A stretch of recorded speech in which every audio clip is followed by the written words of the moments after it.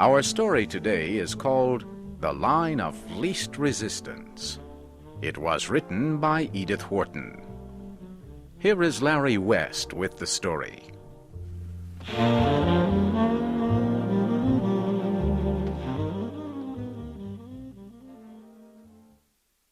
Mr. Minden returned home for lunch. His wife, Millicent, was not at home. The servants did not know where she was. Mr. Minden sat alone at the table in the garden. He ate a small piece of meat and drank some mineral water. Mr. Minden always ate simple meals because he had problems with his stomach. Why, then, did he keep a cook among his servants? Because his wife, Millicent, liked to invite her friends to big dinners and serve them rare and expensive food and wine. Mr. Minden did not enjoy his wife's parties. Millicent complained that he did not know how to enjoy life. She did a lot of things that he did not like. Millicent wasted Mr. Minden's money and was unpleasant to him, but he never got angry with his wife. After eating, Mr. Minden took a walk through his house. He did not stay long in the living room. It reminded him of all the hours he had spent there at his wife's parties. The sight of the formal dining room made him feel even more uncomfortable. He remembered the long dinners where he had to talk to his wife's friends for hours. They never seemed very interested in what he was saying. Mr. Minden walked quickly past the ballroom where his wife danced with her friends. He would go to bed after dinner, but he could hear the orchestra playing until 3 in the morning. Mr. Minden walked into the library. No one in the house ever read any of the books, but Mr. Minden was proud to be rich enough to have a perfectly useless room in his house. He went into the sunny little room where his wife planned her busy days and evenings. Her writing table was covered with notes and cards from all her friends. Her wastepaper basket was full of empty envelopes that had carried invitations to lunches, dinners, and theater parties. Mr. Minden saw a letter crushed into a small ball on the floor. He bent to pick it up. Just as he was about to throw it into the wastepaper basket, he noticed that the letter was signed by his business partner, Thomas Antrim. But Antrim's letter to Mr. Minden's wife was not about business. As Mr. Minden read it, he felt as if his mind was spinning out of control. He sat down heavily in the chair near his wife's little writing table. Now the room looked cold and unfamiliar. "Who are you?" the walls seemed to say. "Who am I?" Mr. Minden said in a loud voice. "I'll tell you who I am. I am the man who paid for every piece of furniture in this room. If it were not for me and my money, this room would be empty." Suddenly, Mr. Minden felt taller. He marched across his wife's room. It belonged to him, didn't it? The house belonged to him, too. He felt powerful. He sat at the table and wrote a letter to Millicent. One of the servants came into the room. "Did you call, sir?" he asked. "No," Mr. Minden replied. "But since you are here, please telephone for a taxicab at once." The taxi took him to a hotel near his bank. A clerk showed him to his room. It smelled of cheap soap. The window in the room was open, and hot noises came up from the street. Mr. Minden looked at his watch. 4 o'clock. He wondered if Millicent had come home yet and read his letter. His head began to ache, and Mr. Minden lay down on the bed. When he woke up, it was dark. He looked at his watch. 8 o'clock. Millicent must be dressing for dinner. They were supposed to go to Mrs. Targe's house for dinner tonight. Well, Mr. Minden thought, Millicent would have to go alone. Maybe she would ask Thomas Antrim to take her to the party. Mr. Minden realized he was hungry. He left his room and walked down the stairs to the hotel dining room.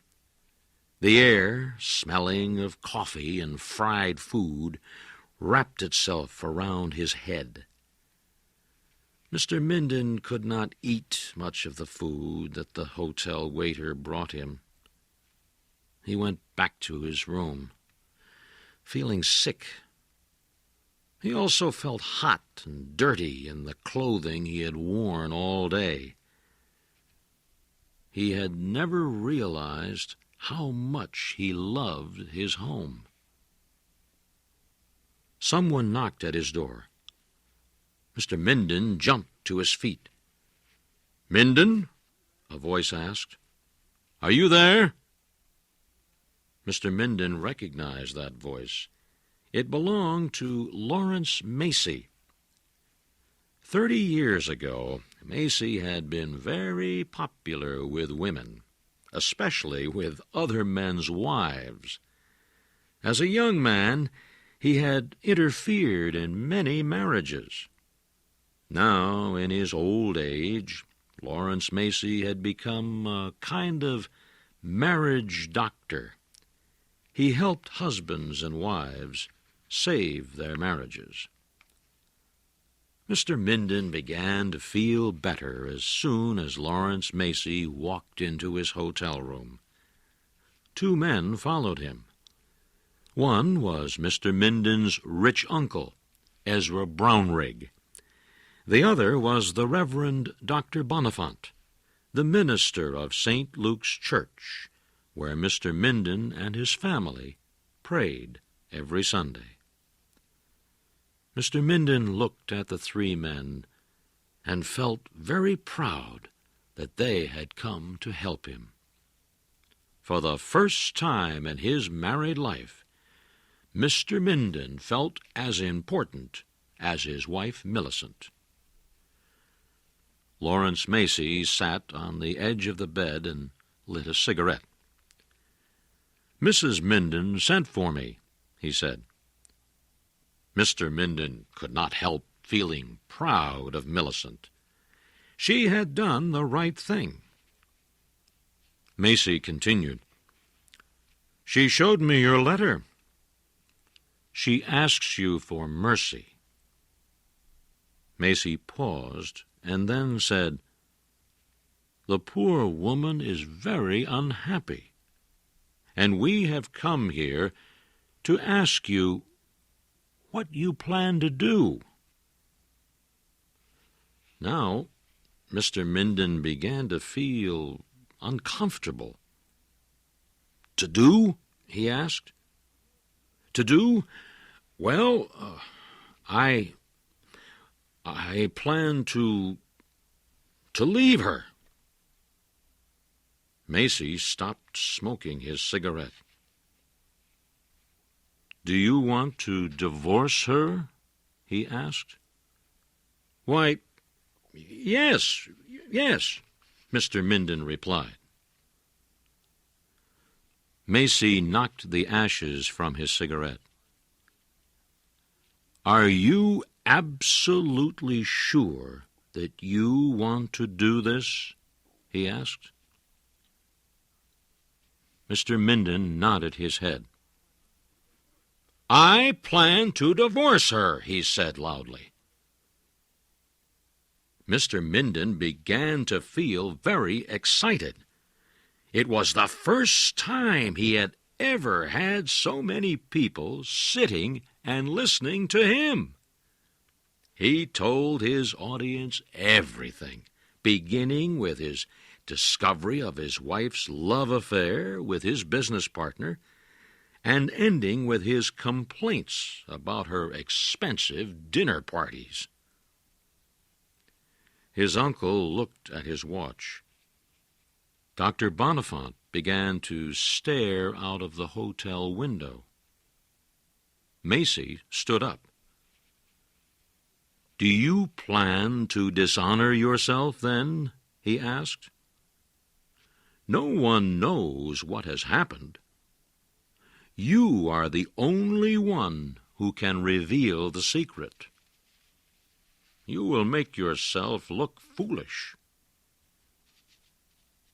Mr. Minden tried to rise, but he fell back weakly. The three men picked up their hats. In another moment, they would be gone. When they left, Mr. Minden would lose his audience and his belief in himself and his decision. "I won't leave for New York until tomorrow," he whispered. Lawrence Macy smiled. "Tomorrow will be too late," he said. "Tomorrow, everyone will know you are here." Macy opened the hotel room door. Mr. Brownrigg and Dr. Bonifant walked out of the room. Macy turned to follow them when he felt Mr. Minden's hand grab his arm. I will come with you," Mr. Minden sighed. It's for the children." Lawrence Macy nodded as Mr. Minden walked out of the room. He closed the door gently.